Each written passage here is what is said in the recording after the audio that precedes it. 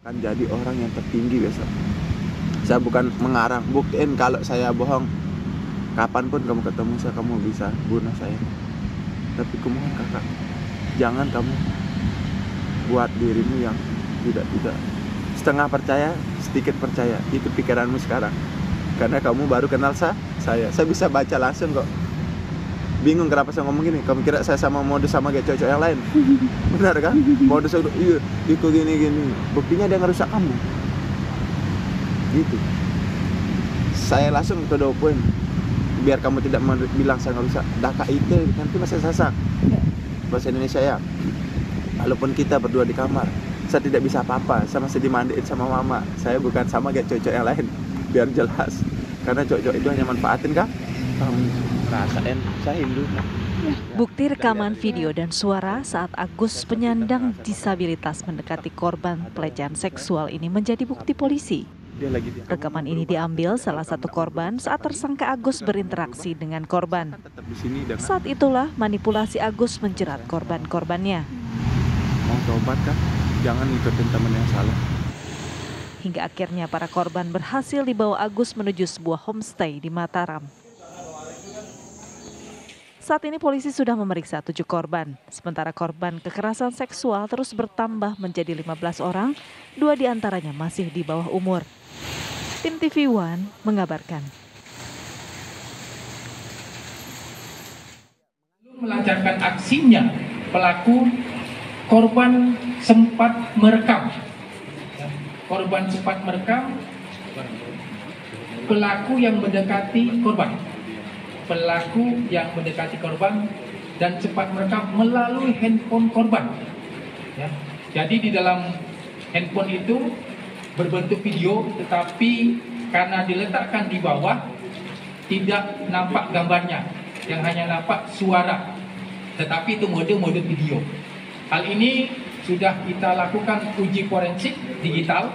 Kita minta bantuan dari IT, dari Krimsus untuk mengangkat video ini untuk dijadikan salah satu bukti pendukung bahwa korban ataupun pelaku ini memang benar ada interaksi dan ada kalimat-kalimat yang memanipulatif, ada kalimat-kalimat yang memanfaatkan kelemahan korban. Ini yang kami akan dalami.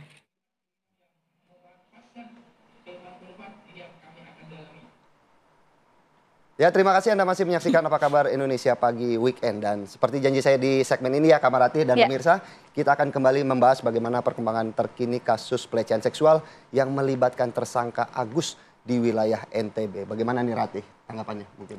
Biarkan para narasumber yang menanggapi pagi hari ini. Karena sudah hadir di studio karena sudah TCI hadir di studio ya. Betul. Sudah ada Mbak Ajeng Raffiando selaku psikolog. Selamat pagi Mbak Ajeng. Assalamualaikum. Selamat pagi Mbak Rati. Kemudian juga ada Pak Akhyar Salmi, pakar hukum pidana UI. Selamat pagi Pak Akhyar. Assalamualaikum. Pagi, waalaikumsalam. Dan juga sudah bergabung bersama kami melalui Zoom sudah ada Bapak Joko Jumadi, ya ini Ketua Komisi Disabilitas Daerah NTB. Selamat pagi Pak Joko. Assalamualaikum. Selamat pagi, waalaikumsalam, Mbak Ratih, Mas Philip.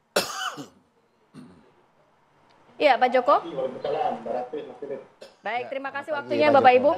Saya mau ke Pak Joko dulu. Pak Joko, kalau berbicara mengenai kasus ini, Anda juga yang salah satu yang menangani begitu ya Pak ya, tadinya pendamping dari tersangka Agus dan juga mendapatkan laporan-laporan juga dari terduga korban.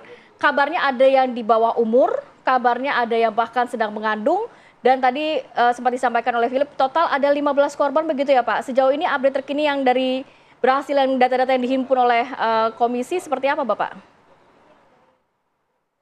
Ya, terima kasih. Jadi sampai hari ini memang yang secara resmi menghubungi, kemudian bisa kami komunikasi dengan korban itu ada 15 yang sudah ada, yang sudah teridentifikasi. Kemudian dari 15 itu 7 diantaranya sudah diperiksa di Polda NTB. Kemudian sisanya masih kami coba kuatkan. Apakah kemudian nantinya akan dijadikan saksi atau tidak, nanti kita tunggu perkembangannya. Nah, dari 15 itu memang ada 3 orang yang usianya masih anak-anak, dan dari 3 itu 2 diantaranya sudah bisa diperiksa di kepolisian. Itu Mbak.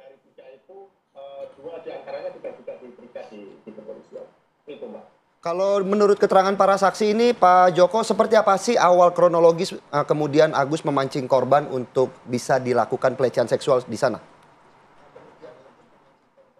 Eh, Kami menduga begini, jadi pelaku itu kayak melakukan profiling terhadap korban-korbannya. Jadi eh, hampir semua korban yang kemudian kami temukan ini semuanya pada posisi sedang sendirian, duduk sendirian di Taman Udayana. Jadi sepertinya udah di profiling kalau kemudian ada seorang perempuan duduk sendirian di taman itu dianggap dia ini mudah dipengaruhi karena mungkin lagi ada masalah, lagi galau begitu ya. Dan kemudian dia didekati oleh si pelaku, kemudian ya tadi mulailah ada manipulasi-manipulasi yang dilakukan oleh pelaku kepada korban.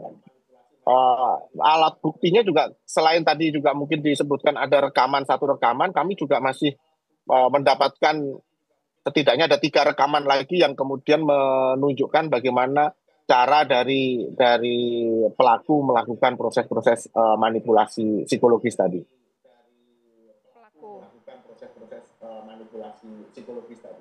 Baik Pak Joko, apakah memang benar ada ancaman juga, kemudian ada manipulasi seperti mengajak untuk mandi suci, penghapusan dosa, seperti apa modus atau mungkin kata-kata yang digunakan kalau dari keterangan para korban? Ya, memang pada awalnya setelah awal bertemu itu biasanya dia menggunakan pola-pola persuasif. Kemudian menyampaikan bahwa dia punya kelebihan, punya ilmu yang kemudian bisa membantu mengatasi masalahnya.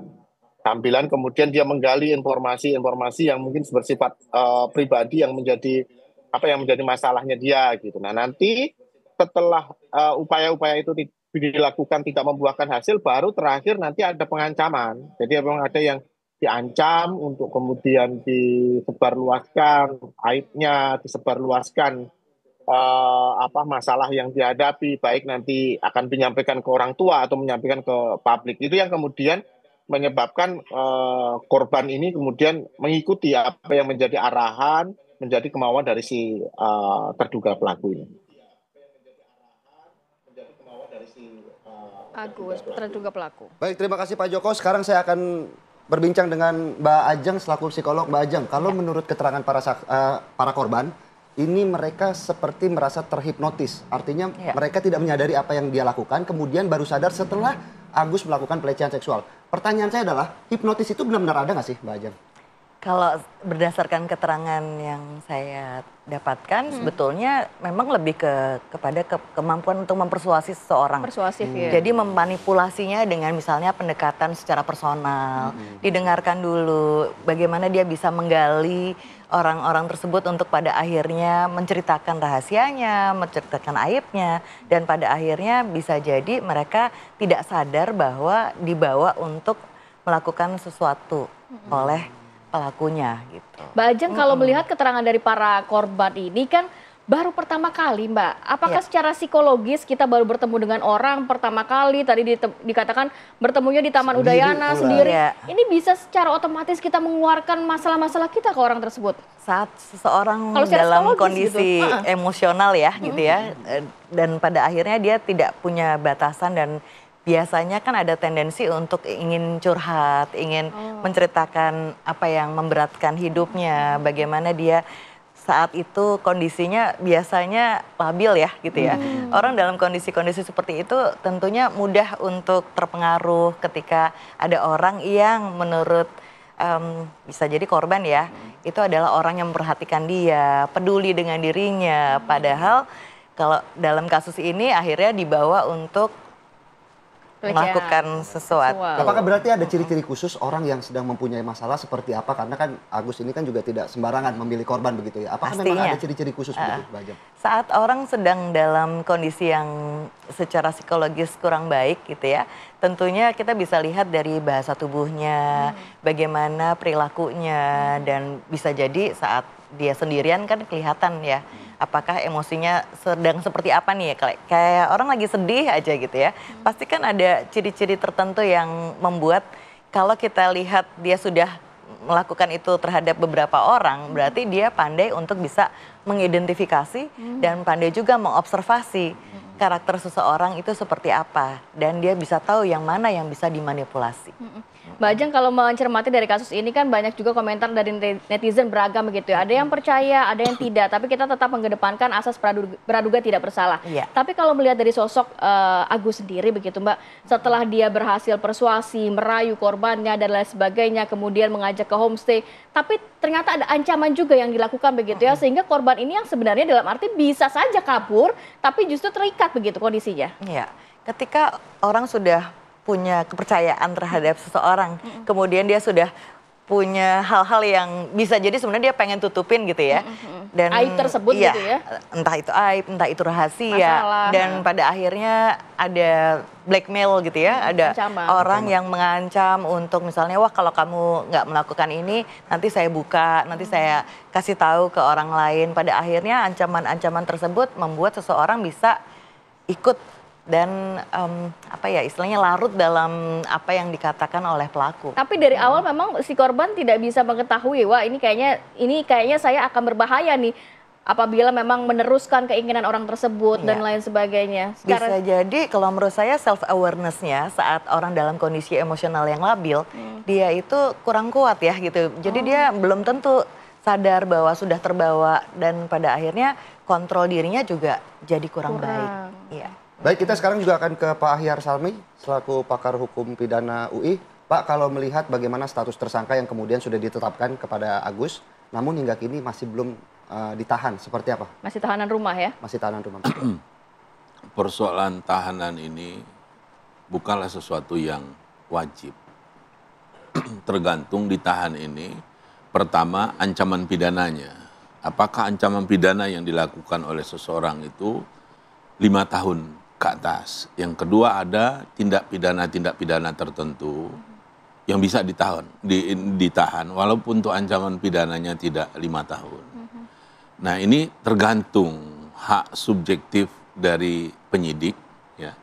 Apakah orang itu ditahan apabila ada dikhawatirkan dia akan melarikan diri, yang kedua dia akan mengulangi lagi perbuatannya, yang ketiga dia akan menghilangkan barang bukti. 3 hal ini. Nah itu subjektivitas, sulit untuk diukur kapan orang mau kabur, kapan dia akan mengulangi, kapan susah. Itu nggak bisa diperdebatkan, mutlak hak dari penyidik. Saya mau tahan, saya atau tidak tahan. Urgensinya itu subjektivitas dari penyidik ya? Penyidik untuk Pak Ahyar berbicara barang bukti, nampaknya juga agak sulit juga untuk membuktikan para korban begitu ya, karena memang yang mencuat di publik adalah video-video percakapan antara Agus dan juga terduga para korban. Tapi apakah ini cukup kuat nantinya? Ya. Angkanya banyak loh Pak, 15 orang yang diduga menjadi korban Agus, tapi juga belum ada yang mengumpulkan bukti yang cukup kuat. Kalau polisi sudah menjadikan jadi tersangka itu udah punya dua alat bukti yang kuat. Harus ada 2 alat bukti dari antara yang 5. Kalau kasus pelecehan seksual ini biasanya alat buktinya berupa apa? Iya, tentu yang pertama adalah kita lihat ya, CCTV katakan begitu. Ini bisa ditaruh menjadi petunjuk nanti di dalam 5 alat bukti yang ada di dalam pasal 184 KUHP kita. Jadi petunjuk ada nggak dia pembicaraannya, dia direkam di situ. Tentu nanti juga si pelaku ini tadi, yang si tersangka ini tadi akan juga di BAP. Akan dikonfirmasi, benar nggak ini omonganmu? Dapat lagi alat bukti dari keterangan yang bersangkutan. Tersangka saat ini ya? Dari tanda kutip korban juga akan ditanya, apa yang akan terjadi?